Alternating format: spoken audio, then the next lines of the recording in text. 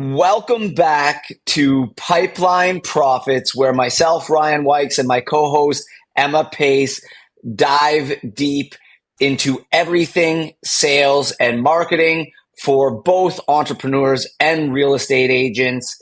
And this week we have some amazing guests. This is our first time having two guests, two great brains for the price of one episode, which I'm excited about, super excited about.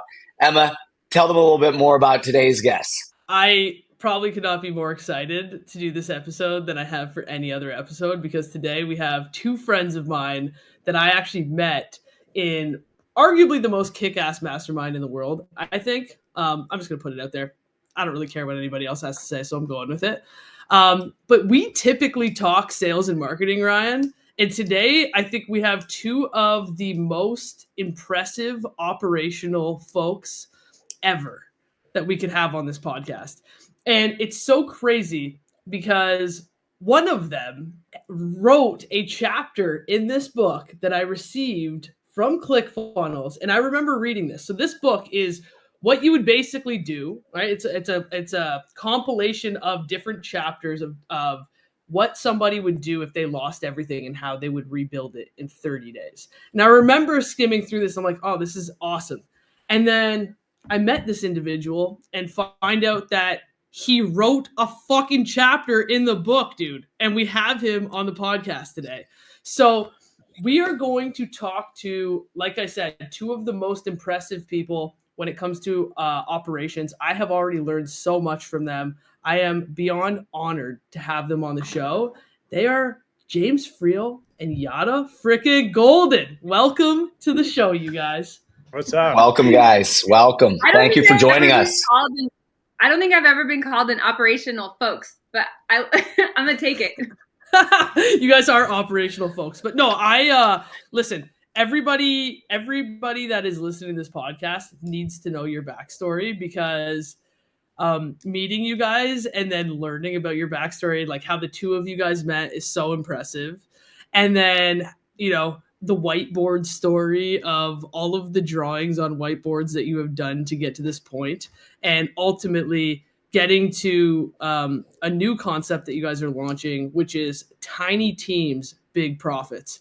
And I want to learn about all the trials and tribulations along the journey to help you get to this point of big profits. I want to hear how we met, James. Yeah, there's so many different ways we could go with this, Emma. But I think, first of all, we're super excited to be here with you guys. I don't know if you're more excited or we're more excited. I don't know that it matters, but we're pumped. It's me. It's me. All right, we'll go with that, even though I don't think it's true. Yeah, I mean, it's, there's a lot that we could unpack for sure. I think it's cool that you guys talk a lot about sales and marketing. There is no business without sales and marketing, right? You can't have anything if you can't sell somebody on something. And, I've been obsessed with sales for as long as I can remember. My grandfather was a salesman. His big break was selling Electrolux vacuum cleaners in the 50s. OG. Yeah. He led the entire East Coast in sales for like a couple of years.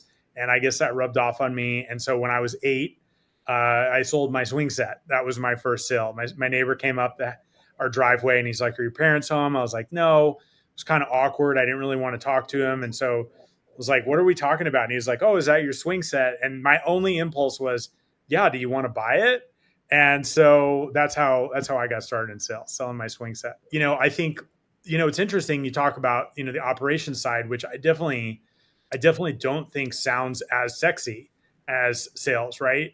But you can only grow so big or accomplish so much until you actually learn how to get leverage and build systems and build teams and all of those things. And so, my passion in particular about sales is really what led me into wanting to build systems and understand how to build teams and stuff, because otherwise you're just capping yourself, and that's not fun, right? And so how do you create unlimited income opportunity is by creating great structure as well. How did you get over the hurdle of being afraid to hire your first employee? Because like for our target audience, which is, it's predominantly agents, it's like we get so caught in this solopreneur thing, and we have to do, there's a lot when you're an agent. It's like, you have to figure out how to value properties. How are you going to find clients? What are you going to do for closings? Like how you're going to coordinate your logistics for your showings and getting the signs. Like there's so many things that we have to do.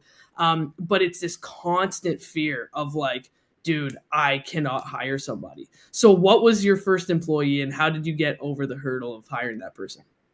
That's a funny question. I haven't thought about this person in a very long time. Wow. I guess, I think the truth is I came to entrepreneurship differently than Yara did. Right. And so she's got her own view on this. And I think it'd probably be a good question for both of us because we've got different perspectives.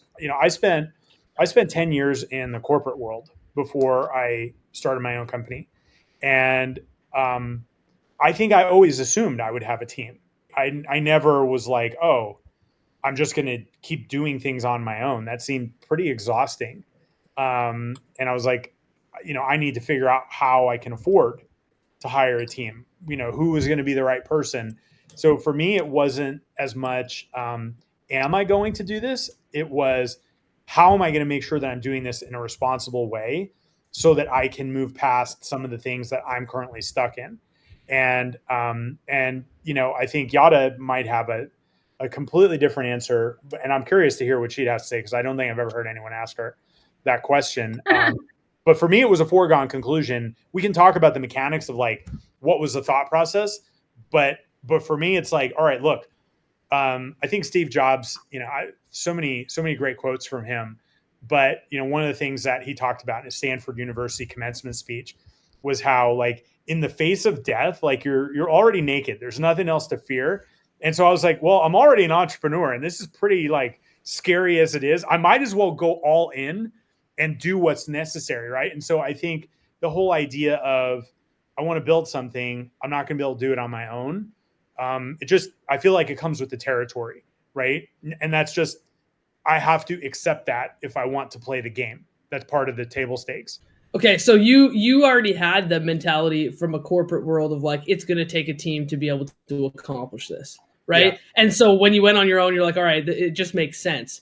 But if you're brand new, Yara, I want your thought process on this, because if you come with, I guess, that previous experience, it's probably easier to make that jump. But if you're starting as a newer entrepreneur, and you're like, I should just do everything to stay profitable. Small teams, big profits. Yeah. How small can the team really be? And what was your first employee, and how did you do it? I want to comment on James first, because I think his primary question was probably like, where the hell is my team, right? Because he went from having this huge team to like, now he was the solopreneur and he was like, this is for the birds. Like, I don't want any part of this. So he was looking for people as fast as he could find them, right? I think from my perspective, I don't know if I've even shared this with you. Like, I was a stay-at-home mom before James and I met, and like I just got saddled all of a sudden with like 2 kids, my responsibility for myself, and I was like, I gotta pay bills. Like, what is this? Like, I didn't sign up for this, But I had this moment where a girlfriend of mine was like, well, you should just get a job at Nordstrom's. And I was like, are you kidding? Like, I shop at Nordstrom's. I work there. And it wasn't like an ego thing, right? This wasn't like anything against people who work at Nordstrom's. I think it's amazing. But I just knew that I was capable of so much more, but I was starting at zero. And so as my business got started and I started having more things to do than I could manage on my own, I came up against a lot of fear of like, I don't even know how much I'm going to make next month. How am I going to hire someone and promise them that I'm going to now be responsible for their, welfare and well-being and their family and all of these things? There was, do I even know what I help with, right? Like, I feel like I'm drowning and I don't know if I'm going to be able to say like, this is the thing that I need to hand off to you so that you could do it.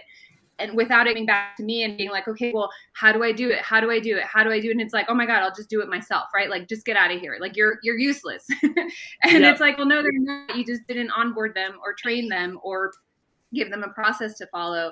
And so I think that those were the things that I came up against, right? It's like, am I going to be able to have the income to support not only myself, but this other person? Is it predictable into the future? Like, can I actually forecast my profits?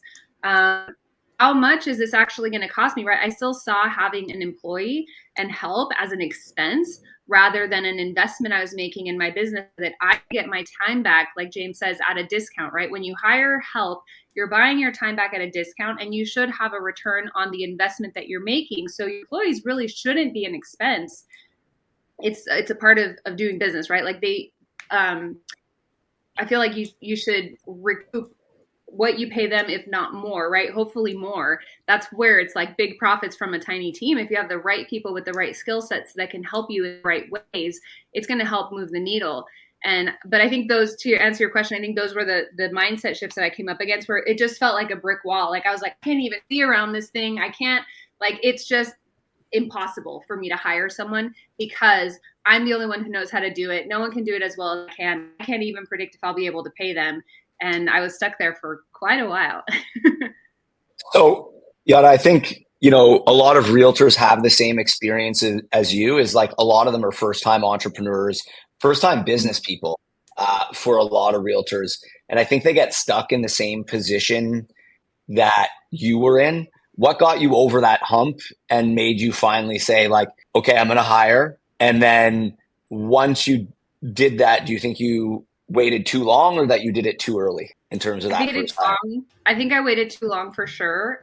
What got me over the hump was James literally like kicked me out of the nest. It was enough. Well, like I was doing a lot of writing for people, right? And so I was really at my computer 24/7, like writing an email, sending invoices, figuring out if things had gotten done correctly or not. And I was way out of my depth as far as skill set. Like I'm not a project manager. I do a lot of things really well. Project managing is not one of them. And so I was having this like pile of stuff that I was just avoiding and ignoring and avoiding and ignoring. It was like looming over me all day, every day. And I was stressed out.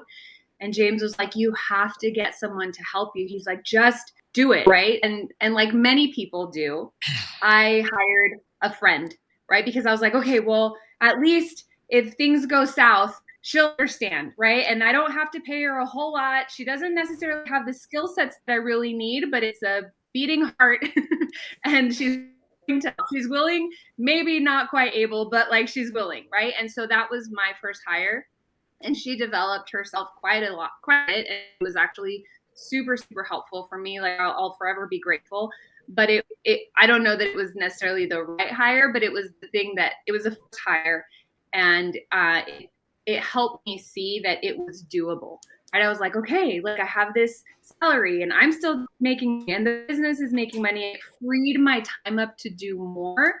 So that I was like, oh, okay, like this is actually working, and it's doing what it's supposed to do, which I think is what we really doubt in the beginning, right? You're like, well, it works for everyone else, but is it going to work for me? Because my business is different. I'm different. The things I do are different. So it might not work. And it's like, well, it does. I promise it does. So you took that risk of hiring a friend. Would you do it again? I don't think I would hire a friend again. No. Okay. I have no problem hiring friends, family, people I know, because to me, it's if they're the best candidate for the job. So I said something offhanded over dinner the other night to Yara, and I was like, a business owner who's unwilling to fire people is never going to be a successful business owner. Yep. You have to be able to understand what the objective of the business is. And that's what you calibrate off of. You don't calibrate off of like, oh my God, I really like this person. I'm going to feel bad. Like if I have to let them go, like, oh, like what's this? Like it's business. Right. And the more you understand that that's the game, the more that, okay, like, hey, listen, friend, I have hired friends. I would still hire friends. I would fire friends if they weren't doing their job. Right. You fired me. I've fired Yara several times. It's not because I'm like, oh, like I don't care about people. I'm trying to accomplish something, and I'm super open about what we're trying to accomplish. And I've had people literally come back and thank me months or years later for firing them because of how I set it up.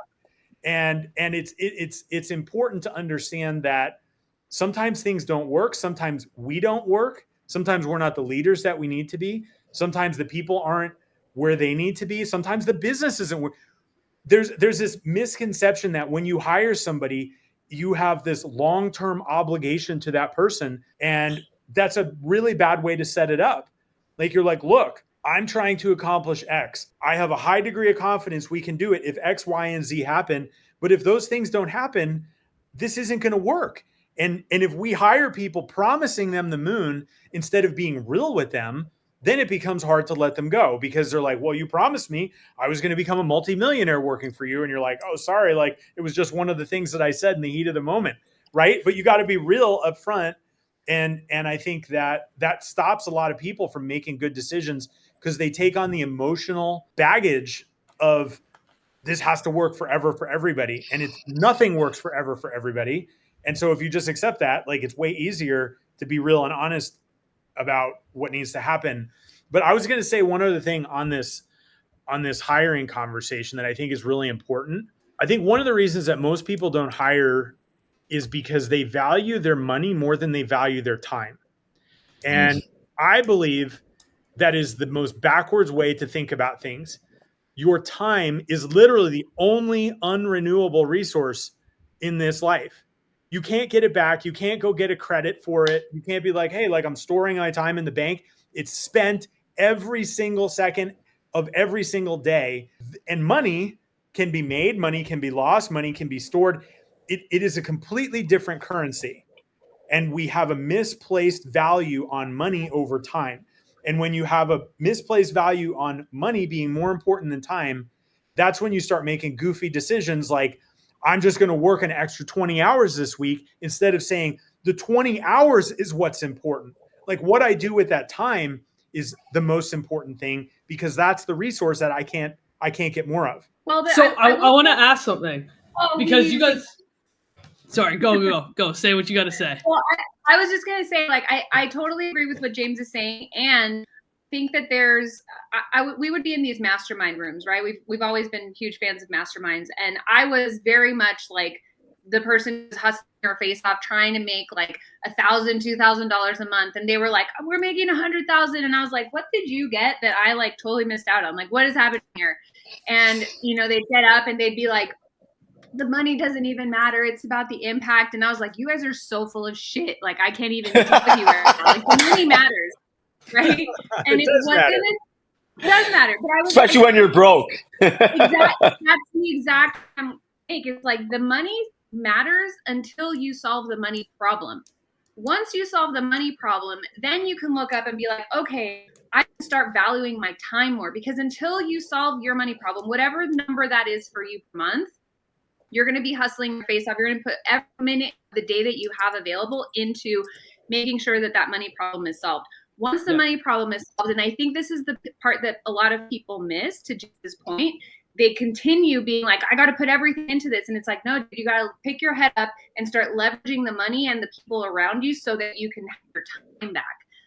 So that's all I wanted to say. Cause I was like, I think it's such an important piece where it's like so easy to miss. It's like, hey, it's shifted now. So I 100% agree with you. And one of the themes of, I feel like every conversation I've had with you guys, especially you, James, you're like, tough conversations really make you a leader.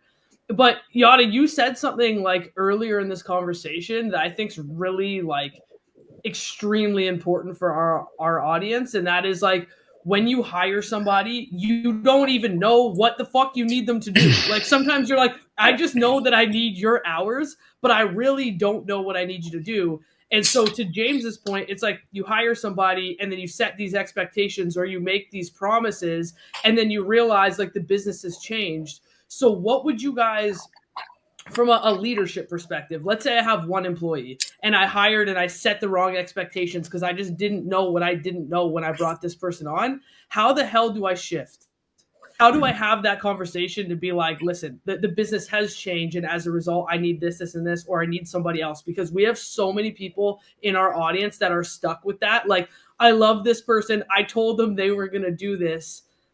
Things have changed. We have grown. How do I go back and readjust those expectations? The king of hard conversations. So to be fair, in our business, I'm the one who gets stuck with the hard conversations.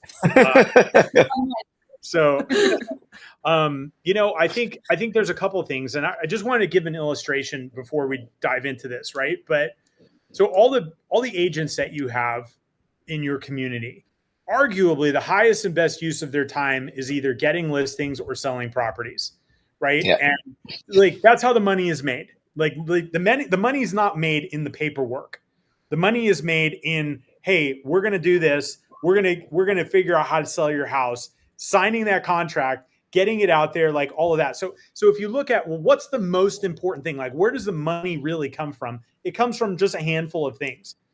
And then you look at all of the other things that they're doing, and you got to say to yourself, okay, if you stop doing all of these other things and all you focused on was the money-making activities, probably a good chance that you'd make more money, right? Unless you like doing things that don't make money. And so I think there has to be an acceptance that no matter what field of business you're in, no matter what you're doing, there are only a few things that really, really make money. And everything else is in support of that.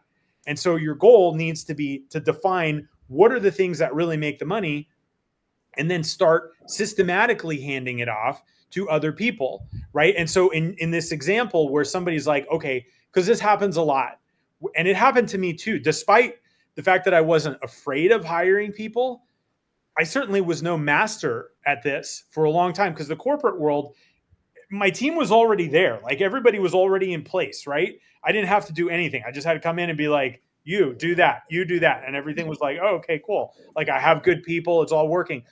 When I was on my own, I was like, to Yada's point, I was like, where the hell are everybody? Like where are all the people to do the shit that I need getting done? Right. And they were nowhere to be seen. I was like, oh my God, what a pain. It's like me? Yeah. I was like, I'm doing it. Right. So I had to find them and I had to cultivate them, and that made enormous amounts of mistakes, including hiring people that didn't even fit what I was trying to accomplish because I was so overwhelmed. He hired our checkout girl at Bed Bath & Beyond. I did. We were in line at Bed Bath & Beyond, and I was stressed. I had too much going on. I was like, I need somebody who's smart to help me with whatever. And we're checking out. And this girl went to the same college that I did. Turns out she's a civil engineering student. I was like, must mean she's pretty smart. I said, hey, do you really like working here? Or do you want another job where you could do something different, be like more fun? I freaking recruited her while she was checking me out. I held up the checkout line, and everyone's like looking at me, and Yada's mortified because now everyone's looking at her. And I hired her, and then I fired her 2 weeks later. And it was a complete disaster, right? And so believe me, I have not done everything perfectly, but the point is, if you don't know why you're hiring somebody and what of those other things you're going to be handing off to them, you're always going to be setting yourself up and the other person up for disappointment. So my real suggestion is that you think about what is the most important thing that I can hand off to somebody so I can focus this much more of my time on going and getting that other listing, on going and closing another deal, right? What's keeping me up at night that I'm doing that's not finding another listing? Like, what are those things, right? So they're tangible. And I think a lot of problems happen when we hire people because we think just having another person occupying our space is going to make a difference, when the real difference happens in the handoff of things that are clogging up my mind from focusing on the things that actually make the money. And so if you have somebody on your team and they're just occupying space, you might not like the answer, but the best thing is either figure out what they can tangibly be doing to help you so you can focus on more money-making activities, or be like, dude, I screwed it up. Like, I'm sorry. I made a mistake. And I think a lot of problems in leadership come down to people being unwilling to just own the fact that they're human and they made a mistake, right? They're like, oh, like I'm the boss. I'm in charge of this thing. I got to be perfect. Since when? Like, since when is anybody perfect, even if they wish they were perfect? And so if that's a situation you find yourself in, what's better, to continue to bleed out money to somebody who's unproductive and possibly not even get the help that you need? So now you're doing all of the things and you're paying money to somebody who's not productive on top of it. like at least make things a little bit better by getting rid of what's not working and then refocusing so that you can have the help that you really need. It's actually mind-boggling, though, right? We just had this conversation with someone, Ryan, and they were like, I just love this person. They're literally doing nothing at all. We're going to keep them for one more month before we let them go. And I'm like, what? They're doing nothing at all. And they've been a failure for like a year. And they even told us, like, we've been paying them for a year. And it's crazy. But I have a question, just a quick question for you. You obviously are very good at hiring fast and firing faster. Do you have like a system or a process that you go through to figure out who that next hire should be? Like, do you have a standard operating procedure for that? Or is it just like, I'm overloaded, this is what I'm overloaded with, get someone else to do it? Yeah. So I do have a system for that. I got to the point where like my system was good, everything works. And then I realized that this question of how do I get more leverage from other people is so critical. I don't know that there's I'm not going to say there's no other big questions because there's a lot of them, but this is one of the handful that if you figure this out, it makes an astronomical difference in your business and how you operate. And so I had systems, and I can share some of the thought processes there. But I'll tell you what I did. I literally acquired a company that aligned with my values and my system, that all they do is hire people. And so now I have an entire company that's what they're set up to do. And so I'm just like, all right, the CEO of that company, her name is Laura. And so I'll just message Laura. I'll be like, Laura, this is the need that we have. Can you help me find somebody for it? Right. And she has an entire process that like, it's called the Find Your Who process. And she just takes people through it, and it's amazing. And then gets a great candidate on the other side. But in terms of my thought process of how I think about it, it really is, number one, what is the most important thing for me to be doing? Like, what are my money-making activities? What are the things? And it's three things. What's going to move the needle? What am I really good at? And what do I enjoy? And the intersection of those three things, that's where I want 80% of my time. And so I put that on a list, and then everything else that I'm doing that's not on that list gets written down below that line. And just so you know, everyone freaks out when we tell them to do this because they're like, but there's a million other things. And we're like, just like 3 to 5 things. That's all you get to do. And it's like amazing how much resistance there is to that. Cause we're like, it's not that we're saying don't do them. We're just saying write them down, like below the line. Yeah. Yeah. Sorry, James. What are you doing that's not a high money making? Like, what doesn't fit into those 3 categories? Okay. Like, you can do it. Like, all right, I'm doing, all this paperwork. I'm doing, lead follow-up. I'm doing like whatever it happens to be, like write all those things down. And it really does come down to prioritizing. Well, which of these things would be the easiest for me to get rid of right now? Which of these things can I get rid of? Not get rid of, get off of my plate, because some of the things need to be done. I would also argue there's a lot of people doing a lot of things that don't even need to be done in the first place. And so that's really the first thing to check in on. All of us do it. Every single person I know, no matter how successful, still has something that they're doing that doesn't really even need to be done at all, right? And there's a level of brutal honesty that is required with yourself to say, okay, does this thing need to be done? No? All right, let's get rid of it. Can we automate it? Can we get some cool tools like whatever? Amazing. No, we can't automate it. Okay, now can we delegate it? Right? And so it's systematic. Delete it, automate it, delegate it. And then if none of those things work, then you're still doing it. And so the job description for who you're hiring really has to go through those filters first, because once you get to the point where, okay, these are things I could delegate, then are they all the same kind of thing? Like, because marketing and administration things are very different, probably going to require different people. But we live in a world now where you can get fractional help for just about anything. And so even if we're just kind of chipping away at this problem, I think the other thing is a lot of entrepreneurs that I know are very extremist people, myself included. We're like, I'm all in or I'm going to burn it down. Like there's no like sort of in between, right? Yes. And I think when it comes to hiring, we're almost looking for a savior to like descend from the heavens and like make everything good. When the truth is, it's more gradated than that. You're going to find somebody who can do X.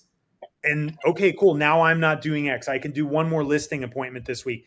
Then I'm going to find somebody who can do Y. Okay, cool. Now I can do two more. And so it's a compounding effort. It's not, we shouldn't be waiting for a Messiah hire to come and save us from the mess we've created. We didn't create the mess all at once. And it stands to reason we're not going to unwind it all at once too, but you can make deliberate progress by being thoughtful about how you do it. How frequently are you revisiting that list? Because that list all is the time. Subject. Okay, so is it like a monthly Constantly. thing for you? I can't stop thinking about this. Like, am I doing the most important things today? Right. And if there's multiple days or weeks or, God forbid, months where I'm doing something that I don't think fits in that category, like something needs to change. Like, business is like a garden. You need to pull out the weeds. You need to prune the plants. You need all this stuff. It's happening. It's alive. It's not set it and forget it. Like, anyone who's telling you business is set it, forget it is full of shit. It's not. You have ongoing tending that needs to happen to that garden, but it doesn't all have to happen by you. I love also, that. constantly asking himself if Yara's doing the most important thing. Okay. So I want to go through your story a little bit. And, obviously, James, you came from a huge corporation and a huge team. And you both value other people and getting your time back, knowing that your time is the most important and irreplaceable thing that you have in the world. So obviously you probably grew big teams at some point in time in your entrepreneurial journey. I know now you're focused on tiny teams, huge profits. What made you come to, what was your journey of building a big team? How did it get? And then where did you realize this is not necessarily the right move for my business? Well, I don't know that in my entrepreneurial journey, I've ever built a giant team. Like, I've never built something with hundreds of people, predominantly because I don't think that's really what I want to do. Right here, I am talking about hiring people, but I'm also I'm not trying to build, a multi-100 person company. If I were to do something like that, I'd probably want to exit before it got to that point. It got there. Yeah. But I think for us, because we have built multiple companies, and we've had, in the course of those companies, in total, absolutely have had hundreds of people. But I think the thing that I've gotten to is there's only two things that can exist in a business, and those are things that provide customer value and things that are waste. And if you look at it through that lens, there's a lot of waste everywhere. And you look at, and I've had the honor to work with some very amazing companies as a consultant, that have had hundreds of people. And I can tell you without any question, you could probably get rid of 25 to 30% of those people and not notice a difference on your revenue. And so it's well, if I'm not seeing a material difference on the numbers that matter in my business, what are we doing? Right. And you look at an income statement for virtually any company that has some level of team, the labor expense is 20%, 25%, 30% in that neighborhood at least. And so there's just this huge opportunity there. And I think when you say, we value our time, that's true. But I think it's absolutely worth saying and being deliberate about this statement too. It's not just my time that I value. I value the time of every single person that is on my team, truly. And I believe that it is my job to make sure that I am allocating their time and efforts towards the things that are going to get us the best return. And I don't think I have a more important job in my business than how I allocate time and effort and focus. I think that's it. And so this idea of tiny teams, big profits is really that a lot of people seem to believe oh, I'm going to need to have a big team in order to make a lot of money. And that's not really true. you can have a half a dozen or a dozen people who are freaking ninjas, who are great at what they do, who are pointed at the right problem and who do it professionally, and you can make a shitload of money. There's a case study that I saw a guy a couple of years ago at a mastermind who Moise Ali, he started a deodorant company, a natural deodorant company. I think at the time of his $100 million exit, he had like 5 people on his team. Wow. Okay. And we're also in an age where we're talking about the one-man billion-dollar corporation because of what AI is capable of. And so it's hard for me to stand here and say, you need to have a big team in order to make big money, because it's not really the truth. What is true is you have to become the leader who's like obsessed with making sure you're making the most out of the people that you have. And you're getting a high return on that labor that you're spending money for. And so the ratio for that is like, well, what is the return on labor? What is the return on those assets that we have in the business? And that's the standard for like big team, big profit. Because you could have, a 10-person team making $100 million, or you could have a 1,000-person team making $1 billion. Either way, that ratio is like, you want to keep an eye on that. And I think that's one of the core philosophies of this vision that we have, is to inspire people to make the most of the people that they have doing the right thing so that they can make the most profits possible. I love it. You're speaking my language. Obviously, I'm like a tech nerd, and this is something that I keep preaching is, having, like you said, having a ninja that can do, with AI tools now, one person focused in the right direction truly can do the job of 3 people, provided that they have the right tools. And like you said, like it was delete, delegate, automate, right? Or was it delete, automate, delegate? Delete, right? Automate, delegate, do it. Yeah. Okay. Yeah. And it's like, I follow that same core principle of, before we delegate anything, like, let's see if we can automate it. And then can we delegate the automation to somebody else to see if then, it's like one person on 3 pieces of software to get us the output versus 3 people doing the work. You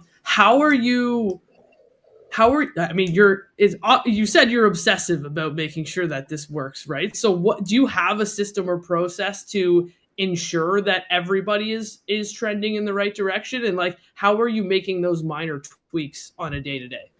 So for me, there's like several layers to this, and building the right foundation is the first step. And so we have a scorecard for each person on our team, and it lists. So just like I said, my goal is to have the intersection of what I'm good at, what moves the business, and what I enjoy. We have that for everybody. We have that for everybody on the team. We also have, what are their most important metrics? How are we going to know whether that person is performing?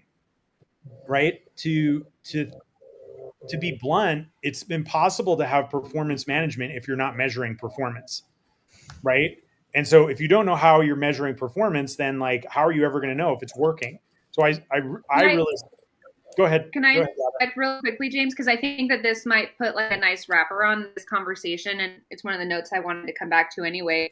One of the foundational beliefs that we have on our team is that our team is not a family, right? So many people out there are like, oh, like our team is our family, like we're going to be together forever. We love everybody. It's going to be great. I think that one of the reasons people have such a hard time letting go of people, right? James likes to say, like, you don't want to fire grandma, right? You don't want grandma. James like would, but he doesn't want to.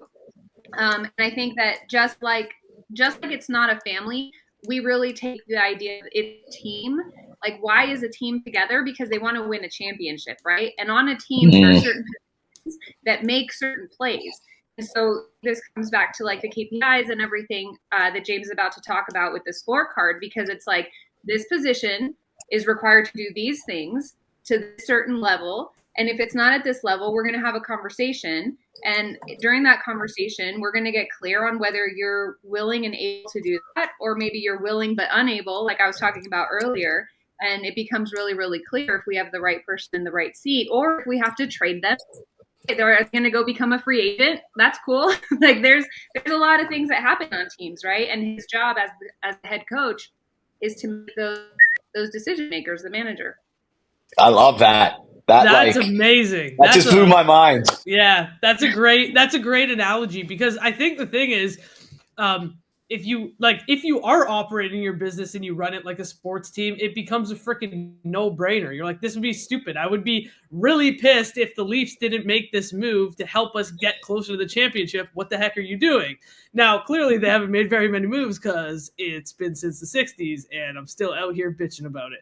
But nonetheless, that is an amazing analogy for running a business, is like looking at it like a sports team makes it way easier for you to say, I'm making a trade for this position, right? Whatever we need to do to get to the championship, not just like we're running a house league team here and let's hope that we can play together for like 18 years in like the beer leagues or whatever. Yeah. So many. Go ahead, Ryan. I was just going to say, so many businesses these days are obsessed with creating that family culture, but then it makes it impossible to move on and get the right pieces in place. And I've been part of businesses that have been that way, where like, especially, I was part of a startup that became a big business with, 60 full-time staff and almost 300 salespeople. And it was really difficult every time we needed to fire someone, because we started off as that small company that was very family oriented. And a lot of those people are still there. Like the company's been sold, we've exited. And a lot of the people that were there on day one because they were part of the family are still there, and definitely not necessarily the best people for their roles. Yeah, you're never going to have major league results by doing minor league shit. Yeah. It's just not going to happen. So you want to play? You want to play on that? Huh? Yeah. Well, that's one. I think make very few definitive statements. That's one of them, for sure. Like it's just not going to happen, And I think that we create all sorts of dysfunction by miscalculating or miscategorizing what is this, right? And a lot of people. There's some people who played sports, some people who like sports. Then you got a whole other group of people who never played sports and they don't like sports. So their only social construct they understand is family and friends, right? And so then they come into business, and then they have the role model they have for a social construct is family and friends. And so they adopt that and they put that label on something that it's not advantageous to do. And so, Emma, you're, bemoaning the fate of the Leafs. I'm a New York Mets fan, which is arguably just as bad. Like we haven't won since 1986, and not that I'm keeping track, but like we got a new owner 3 years ago, and he's making tons of changes. Some of them have been good, some of them haven't, but he's trying to calibrate how do we build the right championship team, and that's the question. And does it mean you're going to make mistakes? Yeah, you're always going to make mistakes, no question. Yeah. That's part of being alive. Well, and I think the other thing that gets wrapped up really nicely in that analogy is, like James said, we don't only care about our time, but we also care about the time of our team members, because we want to make sure that they're healthy, that they're able to, they have everything that they need, that they're able to do their job at the best of their ability. So it's like providing training, providing coaching, providing mindset, providing processes and systems, and like a container for them to do their work properly. Because another thing that I saw a lot of people do that might actually happen in real estate as well is that you'll come into a group and people are like, oh, like I have this great transaction coordinator, but like, we don't need them on our team anymore. And everyone's like, oh, like I want that one because they blew up their team and they're doing all this stuff. And they come into your company and they don't have the systems, they don't have the processes, they don't have the leadership. And so they flail. And it may be an A player. They're in a D company, right? They're in a D team. And they're just like, well, there's only so much I can do if I don't have the support that I need. So it's like, you got to stop looking to James's point for like that Messiah to come down from earth, from heaven, that's going to like solve all of your problems. There's no silver bullet. Like everyone's got to do the work. Everyone's got to do their part. And, to his point earlier, we used to say like, all of these people are like hunting unicorns when they would do way better with a table full of thoroughbreds. Absolutely. I mean, listen, that is probably If we talk about real estate agents, that's exactly what most real estate agents do. I mean, entrepreneurs just in general, but again, like Ryan said, I think most real estate agents don't come into this industry wanting to be an entrepreneur. They come into this industry to say, oh, I can crack 6 figures a year and control my calendar or whatever it happens to be. And that's not it. And they're constantly looking for the silver bullet solution. Like, someone write me my drip campaign and make sure that it converts at 100%. And it's like, dude, that's not how it fucking works. Like, you have to get something in place and tweak it and continue to improve it over time. And hiring is no different. You're not just going to hire somebody, drop them in your business. They're going to write a drip campaign that converts at 100%. And you think all of your solutions are all your problems are solved with the solution. Like, it doesn't work like that. And I think you guys do a really good job of depicting what is a realistic scenario to actually get results. And I think like people need that, because there are so many fictitious solutions online that say like, or fictitious products online that say like, we're the ultimate solution. And the truth is there really is no ultimate solution. It's like constantly making these tweaks and these improvements over time. The one thing I really want to talk to you guys about is like, I know how much you value your continued education and surrounding yourself with the right people. Because I imagine like, it'd be really fucking weird if you guys just woke up on the 27th of February, 2024 and were these people. I'd be like, what the hell's wrong with your parents is what I'd say.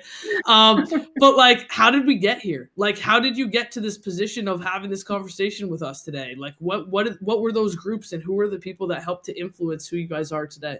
Oh man, that's like such a big question. I think I'll start if you want. Before James, like I had gone, my ex-husband is actually in real estate. He's been in real estate for forever. And like they do, the Tony Robbins people went to his office and were like, let's go to UPW. And he was like, yeah, I'm in, let's go. And so we went to Unleash the Power Within, did Tony Robbins, and then signed up for Master University. And so we went. And at this point, I wasn't working, right? And I wasn't at a moment in my life where I feel like people find personal development when they're either on a high and they're like, I never want this to end, or they're on an absolute low where they're like, I can't take this another day, right? I was kind of in the middle. I was like, like this is cool stuff. And so I intellectualized a lot of the information that I learned. I was like, he's cool, like the jumping, don't me, just right. Like I was, and so I had it stored in my head, and I got really good at like diagnosing what I thought was wrong with other people. And it wasn't until I went through my divorce that I really hit kind of rock bottom. And I realized like although a lot of things went wrong, right? Like I was a common denominator, like everywhere that I went, there was an issue. And I was like, maybe I have something to do with this, right? And so it was the first time that I really applied those lessons that I had learned to myself. And I saw the rapid change that happened in my life. And James was a huge part of that because he had been on that journey for longer than I had at that point. And he was really instrumental in kind of shaking me out of the haze and being like, you do something about this. Life isn't happening to you. You're making choices and then living in the result of those choices. And I think that that's really where my appetite for personal development and for learning and for developing, I don't know, the capability to like think for myself and do things with some forethought, where I was like, okay, what choice am I making? Like if I did this unconsciously, what could I do if I was like actually conscious and, intentional about the future that I'm building for myself? And so I think that's really where it came from me. What a skill set though. Like to say like, this was a skill set that I was able to acquire in terms of like conscious thinking and making conscious like people don't think about that. I'm so happy that you brought that up, because when we think about skill sets, it's like, I want to learn copywriting and I want to learn marketing. And it's like, no, what are the core skill sets or competencies that we should have as business owners? And like that's fucking amazing that you could say that like that was a skill set that I developed along the way that's brought me to kind of where I am now. It's awesome. Yeah, it was super cool. And it's funny you bring up copyright, because that's actually what my business became. Like I went from coaching people through that same mental process of like, how do you think for yourself through relationships? And then I was like, I'm writing all of this stuff, like maybe I could write for businesses. And I think that a lot of what I infuse in the copy that I write is that questioning and answering. It's like, are you doing the thing that's going to get you where you want to go? Are you doing the thing that's going to get you where you want to go? But on a very real level, to your point earlier, right? A real scenario. It's not some imaginary, like fluffy dream. It's like, hey, did you just like cry in your bathroom for an hour after sliding the door because you just can't take it anymore? And they're like, uh-huh. And it's like, it's visceral. And it's visceral because you're just like, I don't know, like, are you terrified to hire that person even though you're dying for the help because you just don't even know how much you're going to be able to pay yourself next month, let alone someone else? And they're like, uh-huh. And it's like, okay, like that's a human feeling, whether you've experienced it in a relationship, in business, in parenting, in whatever. It's a human experience. So if you tap into that, like that feeling, you'll resonate with people. And that's really, I think, where magic happens, at least for copywriting. I love that. Thank you for saying that. I really appreciate that. James, the question is over to you. Tell me about this journey, about who's made a big impact on your life, and just like the communities that you've been involved in kind of along the way. It's it would be difficult to accurately reflect on all of the people who have made a big impact on my life because it's so many. I think, I'll share a story about where I think it kind of began. Where I grew up, we didn't really have much money. I was broke. My first car was $300. And I managed to get accepted into a great college, but I had no idea how I was going to pay for it. So I got loans, and but I was I don't know, 1 or 2 semesters into school, and I was like, man, I was studying aerospace engineering, and I was like, okay, I'm learning all this cool stuff, but like, when am I going to stop being broke? Because that's what I really want. And I realized that none of the things that I was learning were going to help me not be broke anymore. And so I was like, okay, well, after I'm done studying, there was a Barnes and Noble like 2 minutes from my campus, and I would drive my $300 car over to the Barnes and Noble, and I just started reading different books.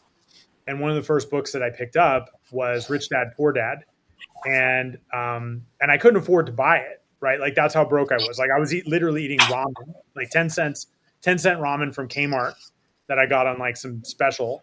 And so I would go into Barnes and Noble, and I'd pull out Rich Dad, Poor Dad, and I'd sit in one of those big armchairs, and I'd read it until either I fell asleep or they closed the store, which usually happened around the same time, remembered what page I was on.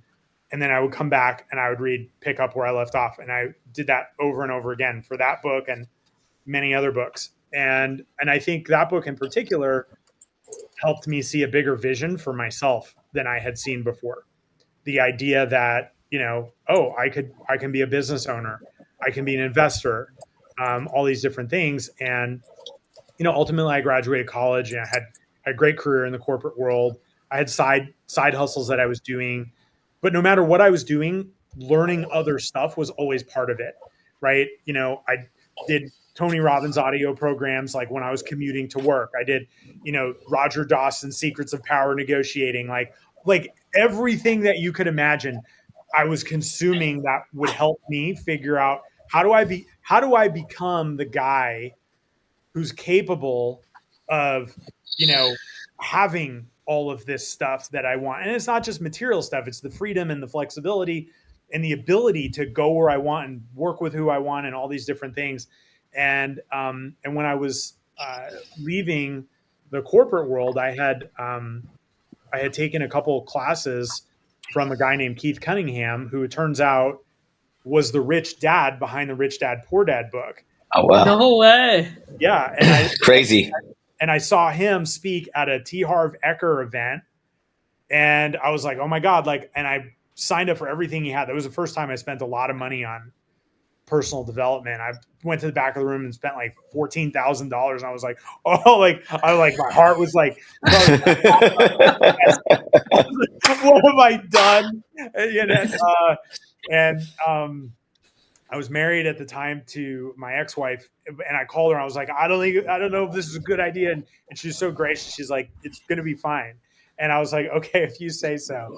And I took all his class. So I developed a relationship with him a little bit, and I was leaving my job, and I called him up and I said, hey, like, I don't want to be here anymore. Like I had an epic career in the corporate world. And I knew that I had to do something different. Like it was like a conversation I had with my grandfather, who was also a very big influence on me. And I told him, I got this promotion, this promotion, this promotion. And he was like, man, you're really climbing the corporate ladder. And I was like, yeah. And he's like, but what if your ladder's leaning against the wrong wall? And I was like, shit, man, I don't know. It is leaning against the wrong wall. Like, damn. And so I had this incredible opportunity and I passed it up and I left instead of taking this next level opportunity, top of a 330,000 person company, massive scale. And I left and I was like, shit, like I'm on my own now. Like, what am I going to do? And so I called Keith, the rich dad, and I said, hey, I don't know like where to start. And I don't even know why, but he invited me to be part of this small group that he had that had like 8 business owners. We flew to Austin once every 3 months. Sorry. And I was like the small nobody in the room. The guy next to me had started the 4th biggest insurance company in the state of Florida. The other guy on my left, had a $1.5 billion under management asset company in the Bay Area. And I was like, hey, like I have a, consulting company, and everybody was simultaneously gracious and so hard on me at the same time. And I got my ass handed to me in that room quarter after quarter after quarter.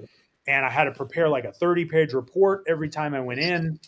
And it was intense. And that was a super formative experience for my entrepreneurial journey. And then, I was just like, look, like like I said earlier, like I'm going all in on this. This is not me dabbling in like, oh, should I do something and make, $100,000 this year? I was like, I gave up a great career to go all in on this because I believe that this is going to get me my G5, and that wasn't. And so like, I have to do what is necessary.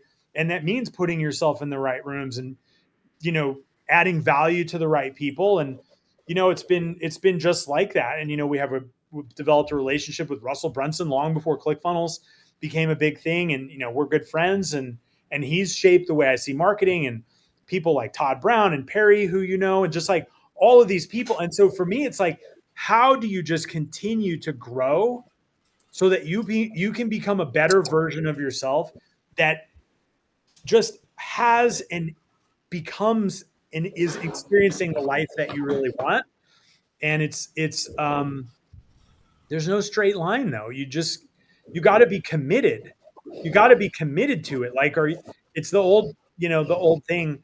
There's the chicken and the pig. One of them is committed to breakfast and one of them is just playing around. Like the pig is like, I'm dead. Right? The chicken's like, I can lay another egg tomorrow. And it's like, are you committed? Are you the chicken or are you the pig? And I'm like, I'm going all in on this. Like, come hell or high water, I am going to figure this out. And I think you have to have that mentality. And all of the stuff that Yara said, that's personal development, I'm taking personal responsibility for things, all that has to be a foundation. Like, you can't accomplish anything worthwhile without first taking personal responsibility for the situation that you find yourself. And it's a blessing, but it hurts at the same time. It hurts bad because you're like, wait a second, everything in my world is a result of me and the choices and things that I'm doing, and these are consequences. And if you don't accept that, then all you have is the ability to blame other people. And if all you can do is blame other people, you can't make a change. And once you take extreme ownership, like Jocko Willink in that great book, like that's when you can make the change, because that's when you're like, I'm here, I'm going to do what's necessary, whether I like it or not. And so that's a really long-winded, hopefully not too preachy answer to that question. Well, I want to put the final I want to put the final point on this because James never shares this part of the story, and I think it's what actually brings it full circle, is that he was in that group with Keith Cunningham for years. And I think one of the last times that you went to Austin, or that you came to Austin to see him, he actually sent him an email the next day. James woke up to an email from Keith introducing him to somebody that he was like, hey, you should work with James because he's like the highest caliber. And I was like, so you literally went from like being able to buy this book that he was giving advice in to all these years later getting a referral from the rich dad himself, which I was like, that is absolutely magical. That's crazy. Boom. Yeah. Yeah. What a fucking story, man. And you know what? When you were talking about getting in that room and you were saying that, you know, the one guy had like the 1.5 billion under management, and like you essentially said, like, listen, they were so gracious and they helped me, but there was tough love. And I think that tough love is really what it is that makes a great leader and develops great leaders. And you were saying that, and all I kept thinking was like, this is the fucking perfect room for James to have been in. I bet you if there's like, that is probably like one of the most defining moments, because I'm just thinking about like all of the things that we've talked about and like getting to know who you are now. And I'm like, that's the fucking environment that you needed. Like that was probably so impactful on you. It's like, you know, you seem like a dude that if you have tough love, you're like, you know what, I'm gonna prove to these people that I can do it because I do appreciate the information that they're giving to me, and I'm gonna fucking do something with it. And I think as a leader, that's probably one of the most frustrating things. Like we see it all the time, Ryan. People are like, please just give me like a couple minutes of your time to sit down and blah, blah, blah. And then you give them advice and they don't fucking do anything with it. And so it's like to be able to give someone tough love and for them to like internalize it and say, you know what, that's what I needed. I'm going to go do something with it. Like that's what makes a fucking great leader. And that's what takes somebody to the next level in their career. So I'm like so happy that you shared that, because there's very few people that are willing to do that. And the people that Agreed. are willing to do it always do fucking big things. Always. When I used to coach people, I used to call those people assholes. I was like, don't be an asshole, dude. If you ask for my time, my advice, like do something with it, you know? I had a early consulting client when Yara first met me, and she just like, I had a conversation and I didn't think anything of it. And then I came to the other room and she was like, what was that about? And it was a schedule that was for an hour long. I get on the call. I was like, did you do the things that we talked about last time? And he's like, no, it's not working. I was like, well, what did you do? Blah, blah, blah. And I just said, look, if you did what I told you to do, you'd be making fucking money by now. You have the rest of the hour blocked out. Now, you're not wasting my time. Go do the shit that we talked about, and I'll talk to you next week. See ya. And Yara was like, oh my God. And I was like, I don't know. What do you want me to do? Like, I'm telling you, do this. Like, I'm telling you, I know with 100% confidence, if you do this, maybe it's not going to be everything, but it's going to make an improvement and move you to the next step. So do it. Yeah, I find that all the time with coaching clients, though. They like want to know all the steps and they haven't even implemented the last ones you taught them. And you're like, this next step is useless because you haven't even built the foundation with all the steps I already gave you. So even if I tell you the next step, you can't do anything with it because you haven't done anything with what I already gave you. Right? It's like, I have so many thoughts. It's like my.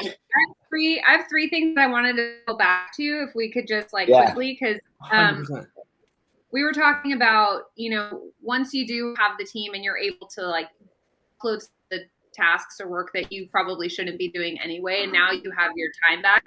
I just wanted to talk a little bit about a lot of entrepreneurs have guilt associated with having free time. Like they don't actually know what to do with free time. Like they feel like, well, you know, when my team sees that I'm making all this money and like I'm just like back on the beach, right? Like that's a whole other like mindset thing that needs to be overcome. Or it's, yeah, you know, I felt like that because a lot of times I would give work to writers and I was like, well, I don't have anything to do. Like I could be doing that. And James is like, absolutely not. Like that's not your job. Is that one of your big 5 things? And I was like, no.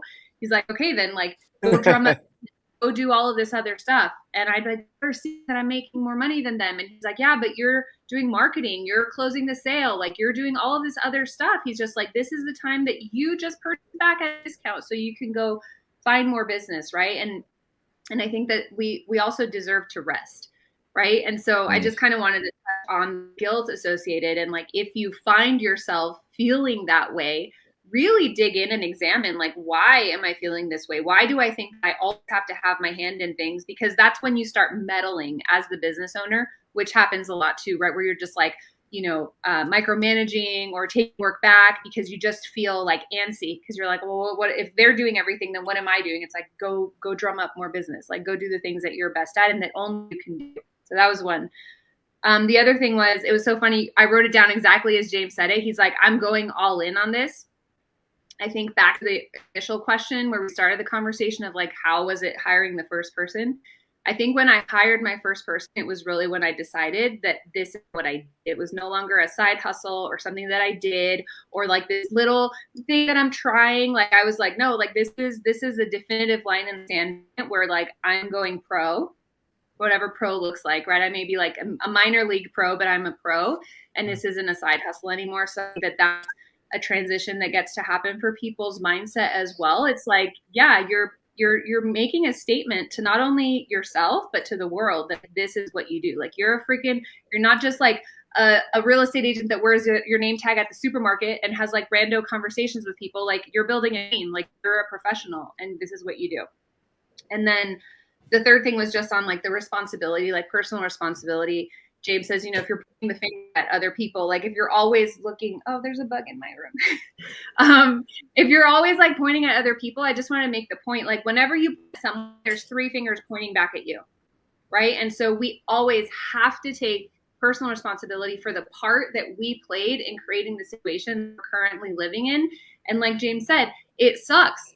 It really sucks sometimes because you're like, shit, I really made a mess. I really hired the wrong person. I tolerated behavior much longer than I thought that I would. Like I did blank. And then once you get there and you're like, okay, you get your whooping. And then you're just like, all right, now I can make a different decision and like actually do something about it and create a different result. So those were the things I needed to say before we start. I love it. Awesome. No, I love it. They're great points. And I think you guys have shared so much, and I feel like you have so much more to share. I think, Emma's blessed to have the relationship she does with you guys because I learned so much in this short hour.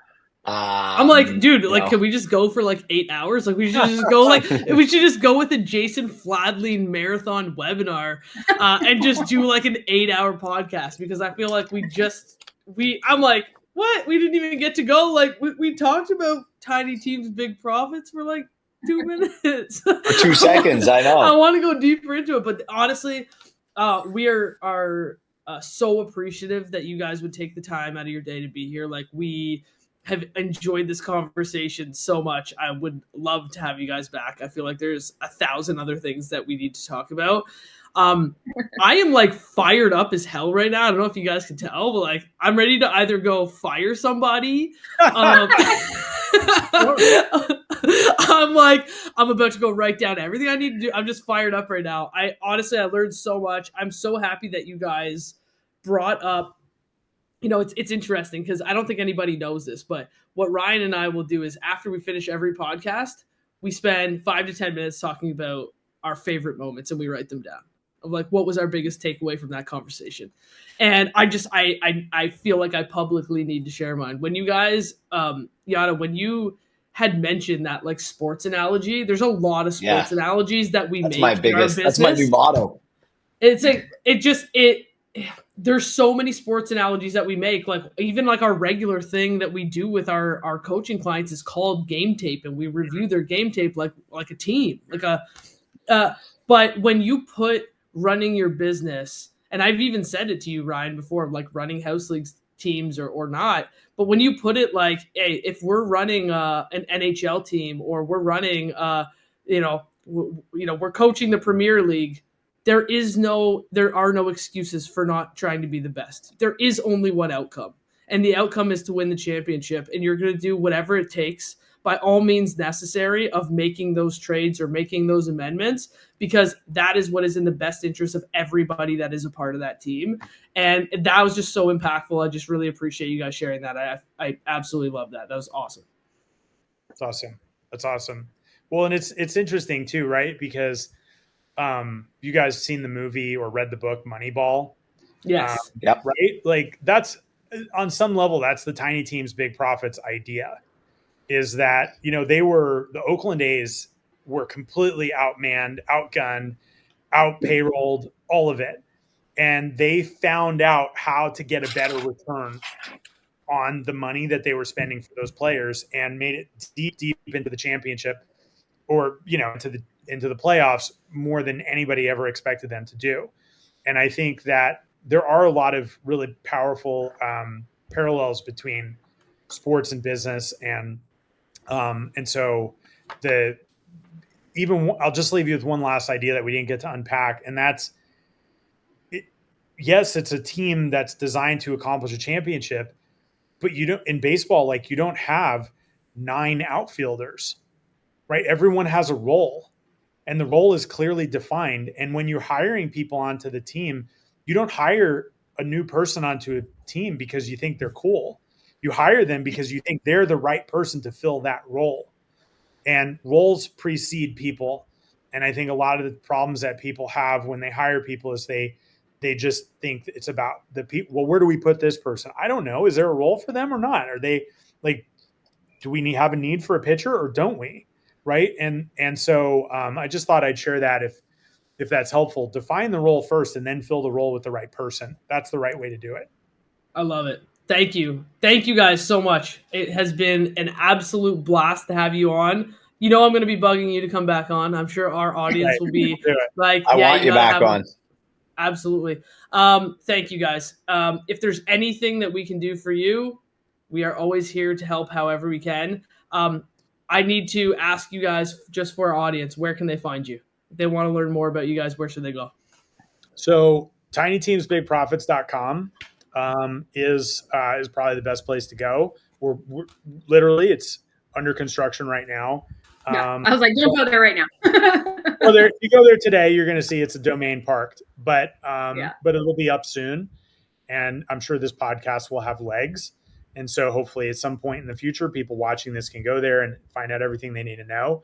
In the meantime, jamespfriel.com or Yara Golden, YARA Golden.com. Those are both of our sites, and it's easy to get in touch with us there or on social media or anywhere else. Yeah. Love it. Thank you guys so much. We appreciate your time. Awesome. Thank you. Appreciate you having us. See you guys again. It was great to meet you.